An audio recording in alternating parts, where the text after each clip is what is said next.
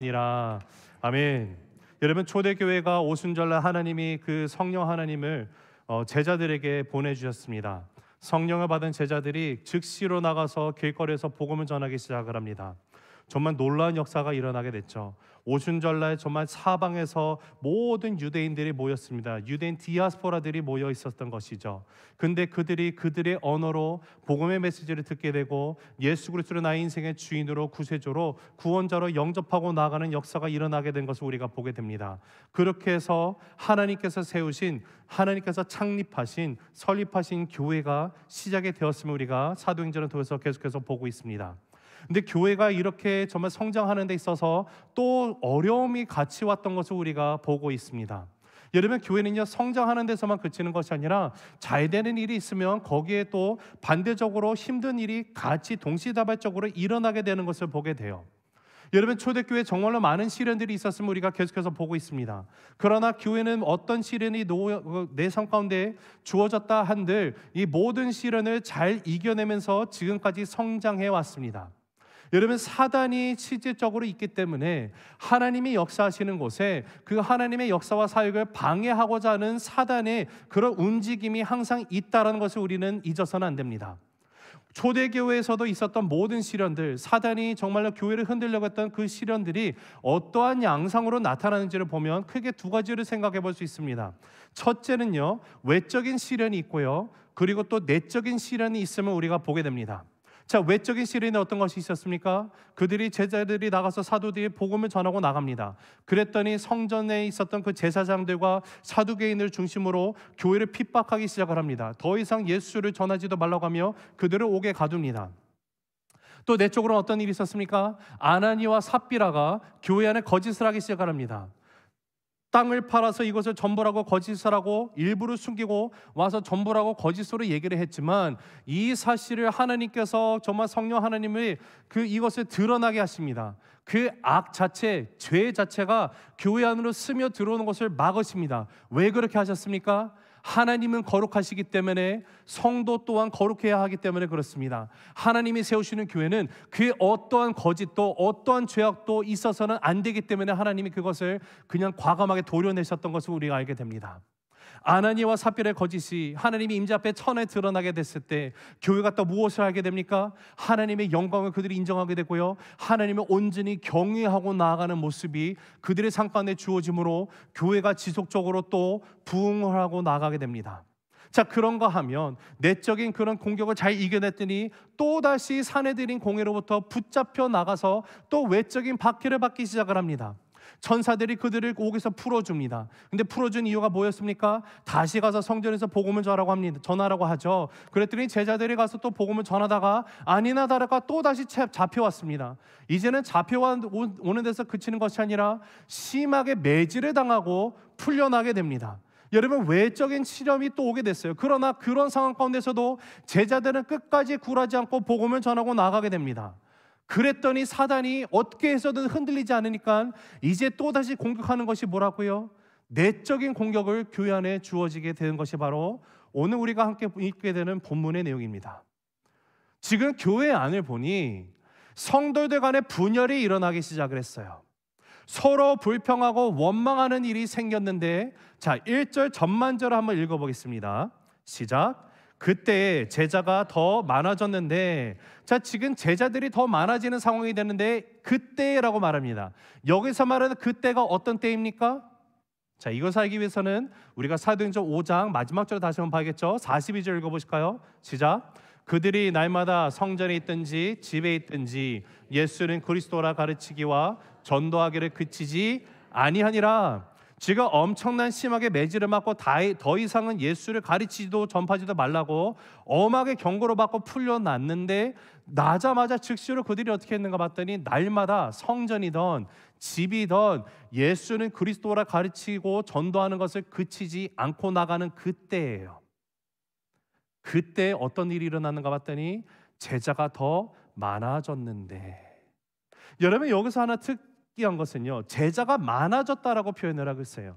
교회 안에 성도들이 늘었더라라고 표현하지 않습니다. 제자들이 많아졌다라고 얘기를 해요. 이 이야기가 무슨 뜻이냐면, 예수를 알지 못하던 사람이 예수를 구세주로 영접하고 이제는 내가 예수님을 온전히 따르기를 결단하고 헌신한 사람들, 그 제자들이 교회 안에 차고 넘치게 되었다는 것을 말합니다.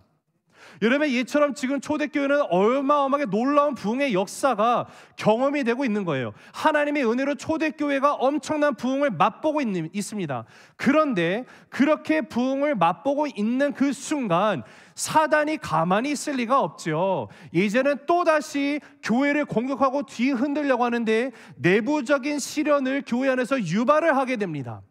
여러분, 잘 생각해 보면은요, 외적으로 오는 공격보다 우리가 더 주의하고 경계해야 되는 것은 내적으로 일어나는 공격이 더욱더 무서운 거예요.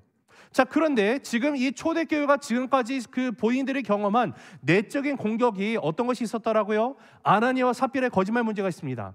자, 근데 이 아나니아와 삽비라 문제는 어떠한 면에서 초대교회가 겪게 된 내적인 시련 가운데 정말로 단순한 문제 중에 하나일 수도 있습니다. 이유는 이게 아나니아와 삽비라 부부의 문제였기 때문에 그래요. 그들이 거짓말을 한 것이고 개인적인 문제였기 때문에 그렇습니다. 그리고 하나님께서 지금 아나니아와 삽비라 이 개인적으로 거짓으로 하는 이 사단이 이것을 통해서 죄악을 심으려고 하는 것을 하나님이 엄하게 벌하시고 이것을 도려내시고 이것을 통해서 교회 안에 죄악이 들어오지 못하고 하나님을 온전히 경외하면서 부흥을 경험하는 은혜가 주어졌던 것이 아나니아와 삽비라 사건이었어요. 자, 그런데 지금 우리가 6장 1절에서 7절까지 읽는 여기 나와 있는 이 초대교회에 일어난 내부적인 시련은요, 단순한 사건이 아니에요. 단순한 문제가 아닙니다. 그 이유인즉슨 사람과 사람 사이에 갈등의 문제가 생겼기 때문에 그래요. 사랑하는 성도 여러분, 우리가 여기서 놓쳐서 안 되는 중요한 사실이 있습니다.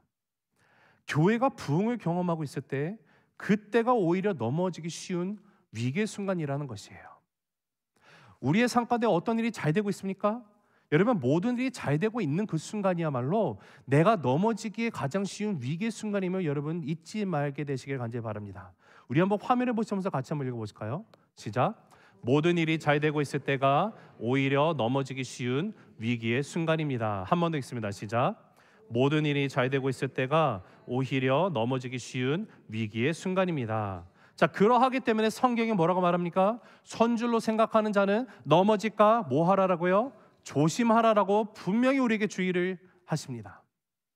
여러분, 정말로 놀라운 부흥을 경험한 초대교회였지만 그럼에도 불구하고 교회 안에서 일어난 갈등이 생겼어요.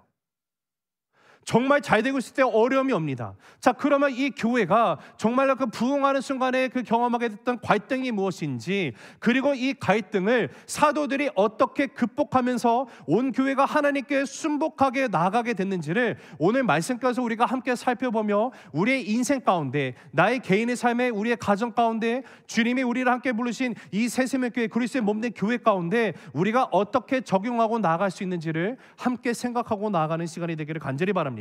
자, 그럼 첫째, 적은 소리에 관심을 기울여야만 합니다. 자, 같이 읽어보실까요? 시작. 적은 소리에 관심을 기울이라. 한 번 더 읽습니다. 시작. 적은 소리에 관심을 기울이라. 자, 우리 1절 말씀 다시 한번 읽습니다. 시작. 그때 제자가 더 많아졌는데 헬라파 유대인들이 자기의 과부들이 매일의 구제에 빠짐으로 히브리파 사람을 원망하니. 자, 지금 초대교회 모습을 우리에게 그려주고 있죠. 지금 이 초대교회 안에 구성원들이 어떻게 되어 있습니까? 헬라파가 있고 히브리파가 있다라고 분명히 얘기를 하고 있습니다. 자, 근데 여기서 우리가 헬라파는 무엇이며 히브리파는 무엇인지를 정확하게 이해를 해야지만 이 말씀을 우리가 잘 이해하고 해석하고 나갈 수 있어요. 여기서 말하는 헬라파 유대인과 히브리파 유대인이라는 것은요, 그들을 가르는 기준이 자신들의 출신 성분 아니면 내가 사는 지역에 있지 않습니다. 딱 하나예요. 심플하게 그들이 사용하는 언어가 헬라어냐 아니면 아람어냐를 따라서 그들이 헬라파 유대인, 히브리파 유대인으로 갈라지게 되어 있어요. 여러분, 헬라파 유대인들은요, 헬라어를 씁니다. 자신들이 가장 편한 언어가 헬라어예요. 예를 들어서 우리 2세들이 가장 편한 언어가 뭡니까? 영어겠죠. 한국말을 조금 하긴 하나 영어가 편한 친구들을 말하는 것이 바로 헬라파 유대인이라고 생각하시면 쉽습니다. 이들은 이제 지중해 연안에 흩어져 살고 있다가 정말 그 명절 때가 되니까 지금 예루살렘 성에 왔습니다. 예루살렘에 와서 오순절 때 와 있는데 그때 하나님 성령 하나님이 임하시고 복음이 전파되는 소리를 듣습니다. 성령이 강하게 역사하시는 그들이 목격합니다. 이를 통해서 예수 그리스도를 본인들이 영접하고 이제는 나도 예수 그리스도 따라가는 제자로 살겠습니다. 결단하고 나가는 사람들이 된 이들을 말해요. 근데 이 모든 명절이 끝나면 보통은 다 자기네가 살고 있는 지중해 연안에 있는 각각 도시로 다시 돌아가는 것이 마땅한데 이들은 자기들의 삶의 터전으로 돌아가지 않고 예루살렘 성에 머물러서 지금 교회의 공동체의 구성원이 되고 있는 자들을 가리키는 것이 여기서 말하는 헬라파 유대인이에요. 자, 그러면 히브리파 유대인들은요, 반대로 팔레스타인 지역에 사는 사람들이에요. 예루살렘 성이 나의 삶의 삶의 터전, 거주지인 사람들입니다. 이들 또한 오순절날 그 복음을 외치는 사도들의 그 메시지를 듣고 그리스도인이 된 사람들이 지금 그 교회 안에 들어오게 됐는데 이들이 쓴 언어는요, 히브리어가 아니라 그 당시에 히브리 유대인들 사람들이 썼던 아람어입니다. 아랍어가 아니고요, 아람어예요. 교회 안에 지금 두 가지 언어가 들어와 있어요. 여러분, 근데 언어라는 것은요, 단순히 내가 하는 말이 다르다라는 것이 아니죠. 언어는요, 모든 것을 함축적으로 나의 생각, 나의 사고, 세계관, 문화, 가치, 이 모든 것이 다 그 중축이 이렇게 합쳐져서 녹아져 있는 것이 언어라는 거예요. 그러다 보니 2세 아이들과 우리가 자녀들과 얘기를 하다 보면 의사소통이 잘 안 될 때가 있지 않습니까? 제가 아무리 영어를 잘해도요, 제 딸들이 무슨 말을 하면 제가 못 알아들 때가 있어요. 그럼 둘째가 얘기했다 못 알아들으면 첫째가 그것을 저한테 통역을 해줍니다. 제가 그러면서 이게 무슨 일인지. 네, 아무튼 그런 언어라는 것이 그래요. 상상해 보시기 바랍니다. 여러분, 우리가 적어도 정말 한 번 복음을 전했더니 바울이 복음을 메시지를 선포했더니 5,000명이 돌아왔어요. 또 3,000명이 돌아왔어요. 자, 그러면 8,000명 플러스 더 있겠죠. 왜냐하면 계속해서 늘고 있어요. 얼마나 많은 수의 사람이 있는지는 모릅니다. 그러나 이 많은 사람들이 쓰는 언어가 아람어도 있고요, 헬라어도 있어요. 소통이 제대로 될까요? 소통이 제대로 되지 않을 수밖에 없는 그런 상황이 놓여졌다라는 거예요. 그리고 여기에 더 나가서 예루살렘 교회가 어떤 것을 직면하고 있습니까? 많은 과부들이 교회 안에 있음을 그들이 보게 돼요. 남편이 일찍 죽었습니다. 만약에 여러분, 그 당시에는요, 여인이 남편을 잃고요, 게다가 자녀까지 있잖아요. 그러면 삶의 생계를 유지하기가 정말 어려운 시대입니다. 살아갈 수가 없어요, 혼자서. 오늘날과는 다릅니다. 그러한 그 불의들을 위해서 교회가 마땅히 구제사역하는 거 당연하죠. 그리고 이 사역을 분명히 이 초대교회는요, 기쁨으로 감당하고 나갔던 교회가 아닙니까? 우리가 그것을 사도행전 2장부터 계속 보게 되잖아요. 근데 문제는 지금 매일매일의 구제 가운데 히브리파 과부도 있고 헬라파 과부도 있는데 헬라파 유대인 과부들이 제대로 구제를 받지 못하는 일이 생기게 된 거예요. 자, 이 당시에 이 예루살렘 교회의 주도권을 갖고 있는 부류가 누굴까요? 히브리파 유대인들이었을 거라 우리는 추측할 수 있습니다. 그러하기 때문에 결국은 헬라파 유대인들의 입장에서는 어떻게 보면 히브리파 유대인들이 의도치 않았더라도 괜히 소외당하는 느낌을 받을 수도 있는 것이죠.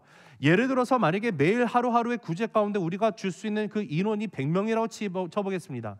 근데 공교롭게 105명이 왔어요. 줄을 섰습니다. 다 줬는데 100명 받고 난 다음에 뒤에 봤더니 헬라파 과부만 3이 남았어요. 제 상상력을 발휘해보는 겁니다. 그렇다는 것이 아니지만, 그러면 분명히 원망과 불평이 나올 수도 있어요.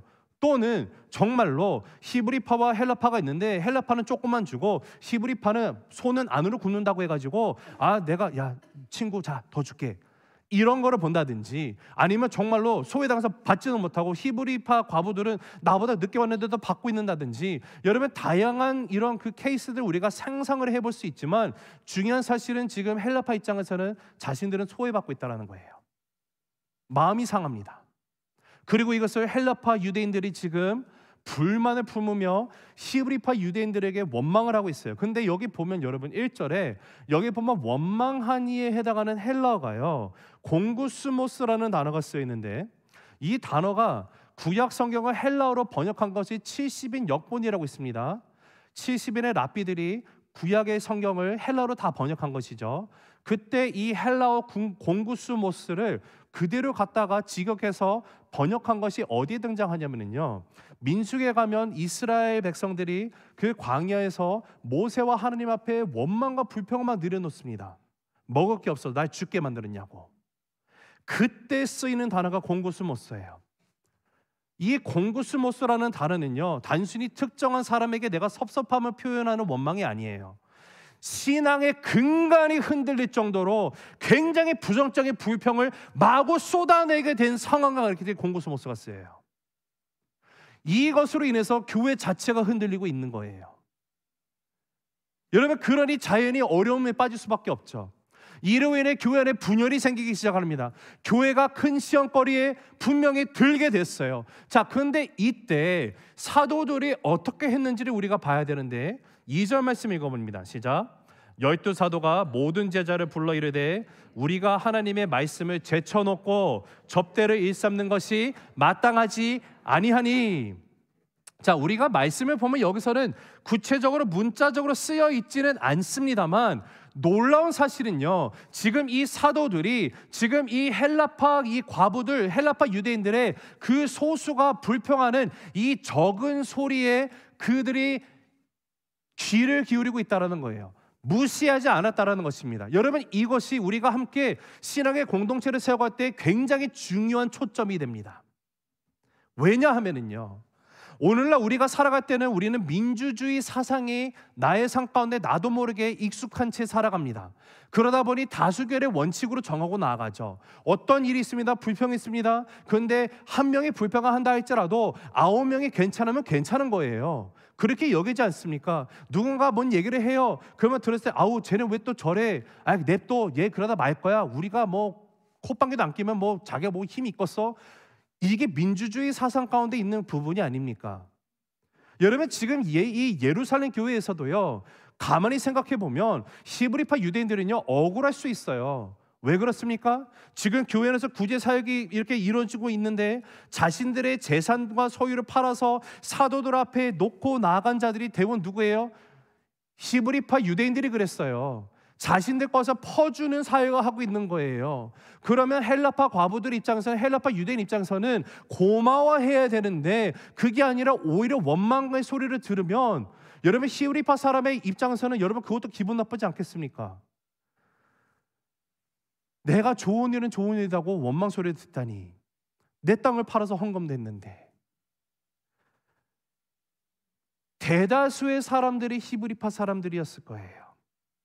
그리고 그 히브리파 사람들이 힘을 모아서 아유 저기 그냥 한두 명이 그냥 못 받은 거 내일 받으면 되지 뭐 뭘 그거 좀 원망이야 라고 말했으면 덮일 수밖에 없는 상황이 될 수도 있었는데 그렇게 하지 않은 것이 중요해요.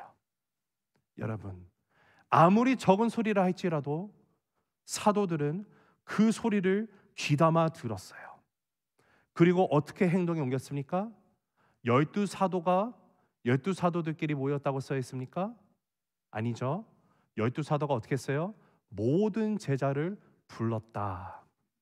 오늘날로 말하면요, 우리가 지난주에 가졌던 임시사무총회를 열었다 해요. 온 교회 성도가 같이 모인 거예요.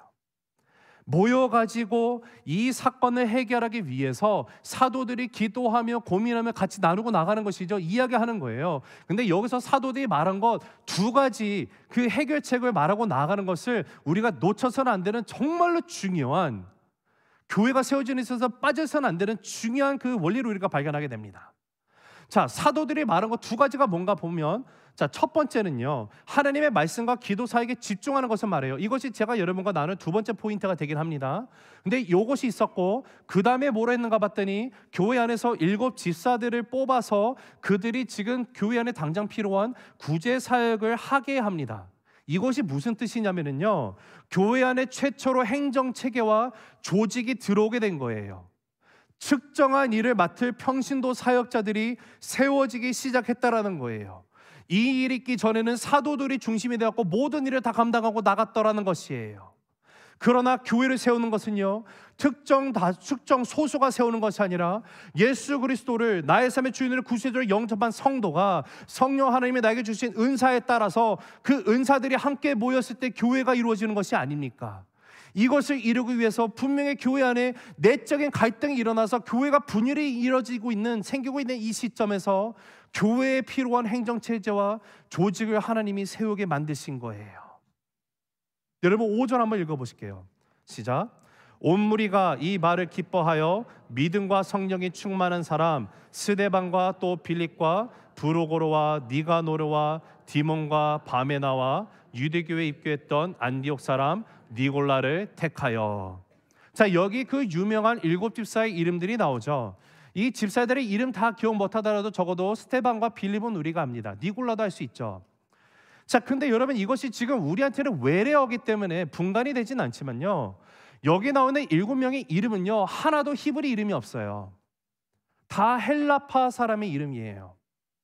이게 무슨 말이냐면요, 교회가 지금 헬라파 과부들이 소외당하고 있다라는 그 원망과 불평이 생겼을 때 그들이 이것을 해결하기 위해서 사도들이 내놓은 제시가 뭐입니까? 우리 평신도 사역자들 우리가 세워가지고 이 일을 감당하게 하자라고 말하는데, 교회가 함께 정하고 선택한 사람들이 지금 다수인 히브리파가 아니라 소수인 헬라파 유대인들에게 이 직분을 감당할 수 있는 자로 세웠다라는 거예요. 여러분 놀랍지 않습니까? 자, 물론 지금 여기 7명의 헬라파 집사들이 뽑힐 수 있는 분명한 자격 조건이 있었어요. 성령으로 충만해야 됩니다. 지혜가 충만해야 돼요. 믿음도 충만해야겠죠. 그리고 모든 성도로부터 칭찬을 받는 그런 사람이어야만 합니다. 본이 되어야만 돼요. 그런 사람을 뽑는 거예요. 그리고 이 7명은 분명히 거기에 해당했기 때문에 교회가 뽑았어요.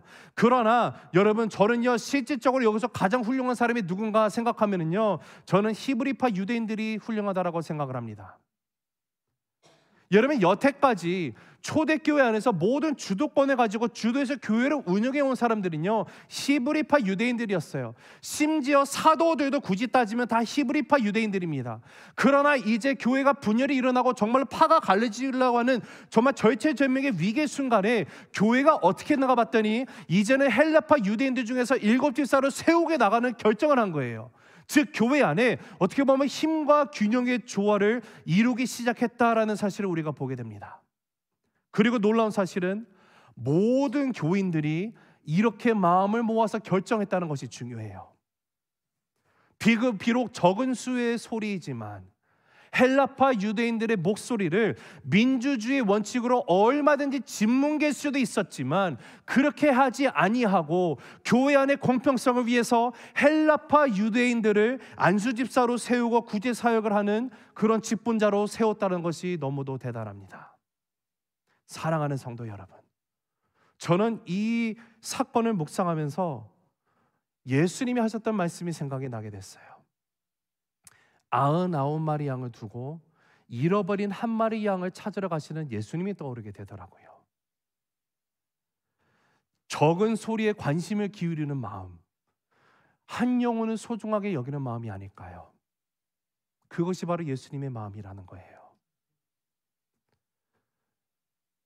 둘째로, 말씀과 기도에 전념을 해야만 합니다. 같이 읽어보실까요? 시작. 말씀과 기도에 전념하라. 한 번 더 읽습니다. 시작. 말씀과 기도에 전념하라. 자, 우리 4절 한번 읽어보겠습니다. 시작. 우리는 오로지 기도하는 일과 말씀 사역에 힘쓰리라 하니. 자, 여러분, 이 지금 사도들이 초대교회 안에 일어났던 이 내부적인 문제를요, 지금 현실을 넘어서서 그 속에 움직이는 영적인 흐름을 꿰뚫고 보면서 진단하고 있음을 보여주고 있는 대목이 바로 이 4절의 말씀이에요. 무슨 뜻입니까? 자, 잘 한번 생각해 보기 바랍니다. 한번 생각해 볼게요. 여기서 우리는 오로지 기도하는 일과 말씀 사역에 힘쓰리라 하니라고 말했습니다. 자, 한번 생각해 볼 수 있는 질문이 이거죠.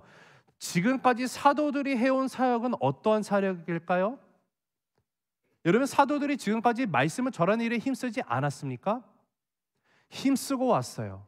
그 근거를 우리가 어디서 찾을 수 있어요? 사도행전 2장 42절에서 뭐라고 해요? 그들이 사도들의 가르침을 받아들인다고 말하지 않습니까? 사도들이 가르침을 받았어요. 성도들이. 그뿐만이 아니라 여러분, 사도들이 감옥에 갇혔을 때 천사를 하나님이 동원해서 그들을 부르시고 그들에게 뭐라고 말씀하셨습니까? 자, 우리 다시 한번 우리 기억을 다시 되살피기 위해서 5장 20절 읽어봅니다. 시작. 가서 성전에 서서 이 생명의 말씀을 다 백성에게 말하라 하매. 이 명령이 주어졌을 때 사도들은요, 그 다음날 새벽 즉시로 성전에 가서 말씀을 전하고 가르칩니다. 즉 사도들은요, 자신들이 말씀 사역을 하는 것이 자신들이 가장 역점을 두어야 하는 사역이라는 것을 이미 알고 있었다는 것을 우리에게 보여주고 있어요. 그런데 지금 문제가 뭐냐면, 그런 말씀과 기도 가운데 집중하고 나가던 사도들에게 이제는 거기에 더해서 구제하는 일도 소홀히 할 수 없는 상황이 되어버린 거예요. 그리고 지금까지는 어떻게 해서든지 이 두 가지 사역을 병행해 왔는데 이제는 이게 안 되는 거예요. 내가 할 수 없는 거예요, 다. 그래서 지금 그들이 보면서 이런 일로 인해서 교회 내 일어나는 분열이 뭔가 봤더니 교회가 갈라지는 것. 그런데 이 모든 것이 중점적으로 무엇이 문제인가 봤더니 내가 기도와 말씀 사역에 힘을 써야 된다는 거예요. 사랑하는 성도 여러분, 하나님의 말씀이 중심이 돼야만 교회가 온전히 건강을 쓸 수 있습니다. 기도가 살아있어야 교회는 움직일 수 있는 운동력이 주어집니다. 여러분 2절 하반절 한번 읽어보실까요? 시작. 우리가 하나님의 말씀을 제쳐놓고 접대를 일삼는 것이 마땅하지 아니하니. 자, 여기서 말하는 건 차별의 문제가 아니에요. 하나님의 말씀을 제쳐놓은 것이 문제라는 것을 지금 직시하고 있는 거예요. 구제도 중요하죠. 중요한 사역의 일환입니다. 그러나 너무도 많은 매일의 구제 사역 가운데 이제는 내가 말씀을 준비할 수 있는 시간, 기도할 수 있는 시간에 빼앗겨 버린 상황을 지금 사도들이 스스로 솔직히 고백하고 있는 거예요. 내가 소홀히 하고 있으면 인정하고 있는 거예요. 교회가 이런 어려움에 처하고 나니까 비로소 사도들을 통해서 이 사실을 그들이 고백하게 하고, 이것을 통해서 교회 성도들 모두가 함께 가장 본질적으로 그들이 중요시 여기고 붙들어야 되는 것이 무엇인지를 알게 된 것이 바로 지금 사도행전 6장에 나와 있는 이 사건입니다. 자, 한번 보세요. 초대교회 예루살렘 교회는 본래 이런 일로 싸우는 교회였습니까? 아니었습니까? 아니죠.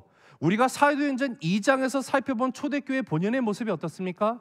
내 재산을 팔아가지고 나눠주는 것을 기뻐하는 교회였어요. 즐거워하는 교회였어요. 양식을 분배하는 문제로 시험 드는 정도의 레벨의 교회가 아니라는 사실이죠. 정반대입니다.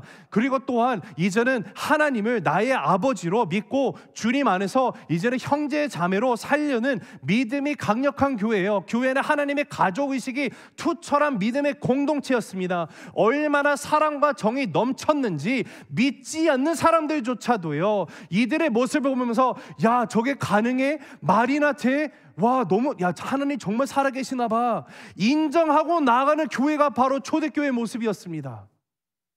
그랬던 사도행전 2장에 쓰던 교회의 모습이 지금 6장에 와서는요, 이 교회에 도대체 무슨 일이 일어났단 말입니까? 분배 문제 가운데 내가 못 받아서 서운함이 생겨요. 억울함이 생겨요. 마음의 상처 생겨요. 분열이 생깁니다. 막 하소연하고 나가요. 불만을 막 표출하고 나갑니다. 어찌해서 이 교회가 이렇게 됐을까요?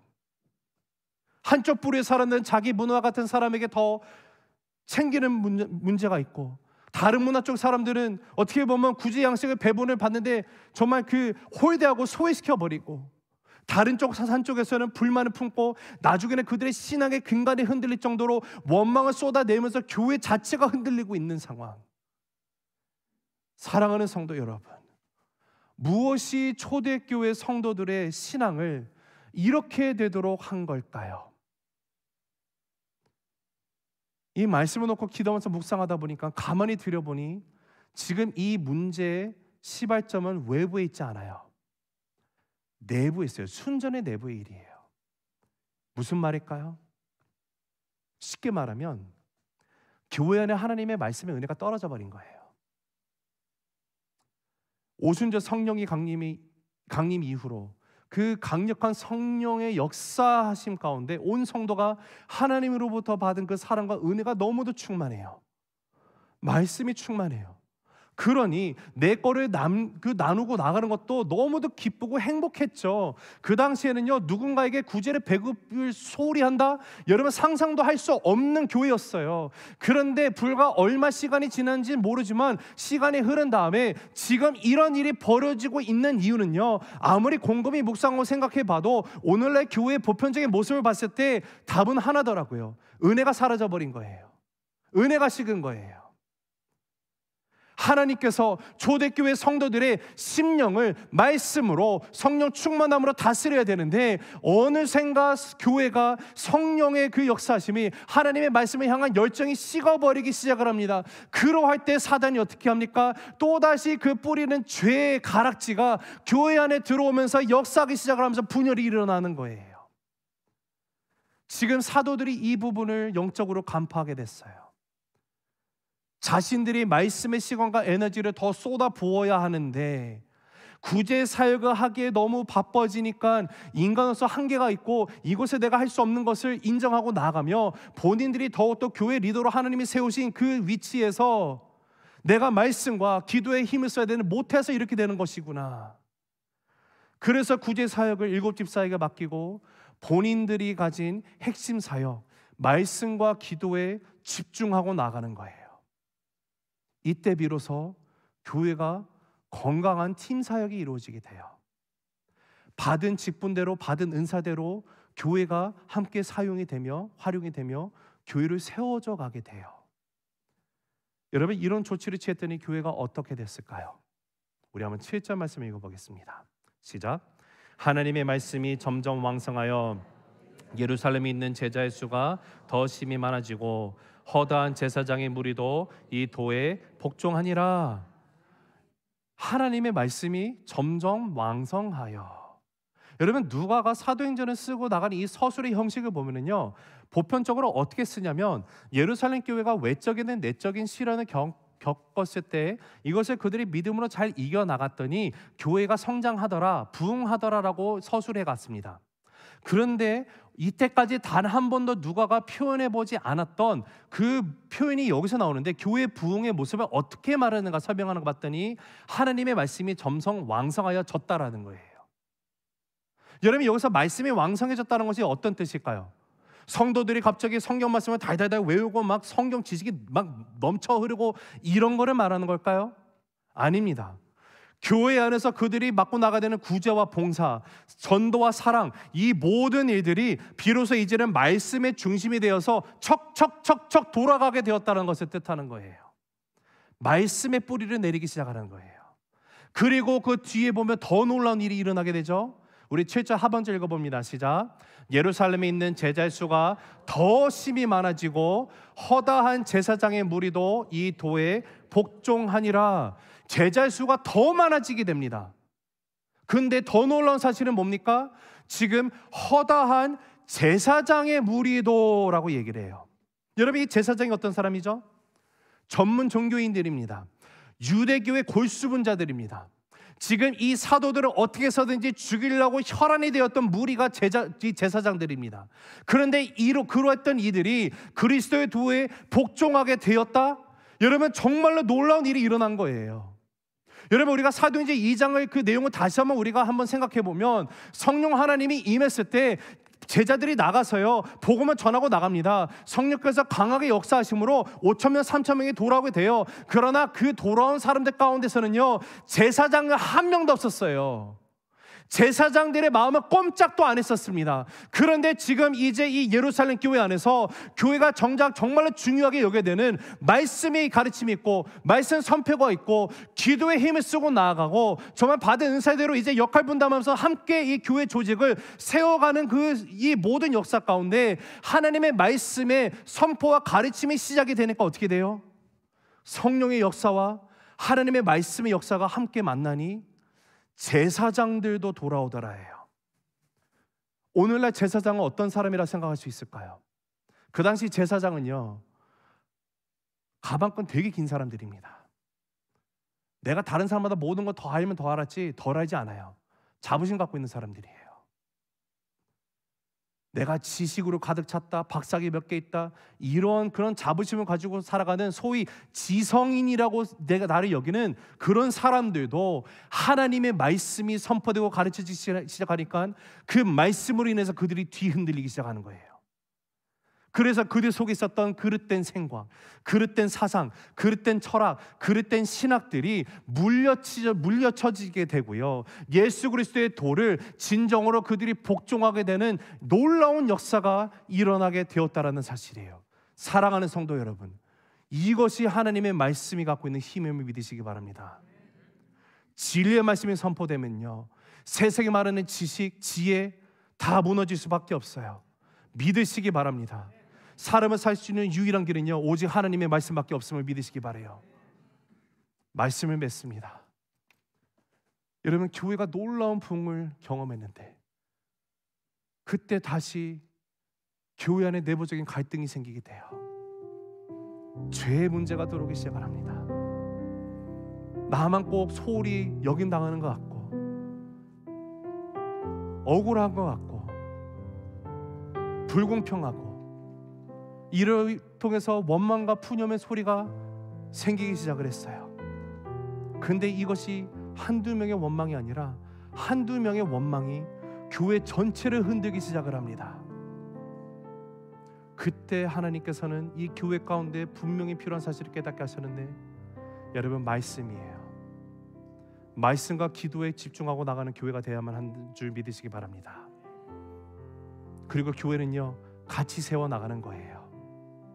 주님께서 주신 은사대로 내가 받은 은사로 섬길 수 있는 것이 무엇인지를 기도하시면서 주님이 주신 그 재능을 썩히는 것이 아니라 함께 그것을 함께 컨트리뷰트하고 나갈 때, 내가 함께 이바지하고 나갈 때 교회는 비로소 건강하게 세워질 수 있습니다. 그러기 위해서는 교회 안에서 들리는 적은 소리가 있습니까? 예수님의 마음으로 그 적은 소리에 귀를 기울일 수 있는 저와 여러분이 되시기를 간절히 바랍니다. 나의 가정 가운데, 나의 개인의 삶 가운데, 나의 직장, 나의 일터, 그리스도의 몸된 교회는 우리 새생명 교회 가운데 혹시 말씀이 무너져 있습니까? 기도가 그쳐 있습니까? 우리 함께 성령 하나님에게, 주님, 나로 하여금 회개케 하여 주시옵소서. 내가 다시 주님 말씀 가운데 붙들려 있기를 원합니다. 나의 삶이, 나의 가정이, 나의 자녀들이, 나의 부부관계가, 나의 직장, 나의 일터가 주님의 말씀 가운데 뿌리 내려 있게 되기를 원합니다. 지도가 끊이지 않게 되길 원합니다. 여러분, 그렇게 나갈 때 비로소 주님이 세우신 그 교회의 본연의 모습이 회복되는 역사가 우리의 인생 가운데 실현되게 될 줄로 믿습니다. 함께 기도하시겠습니다.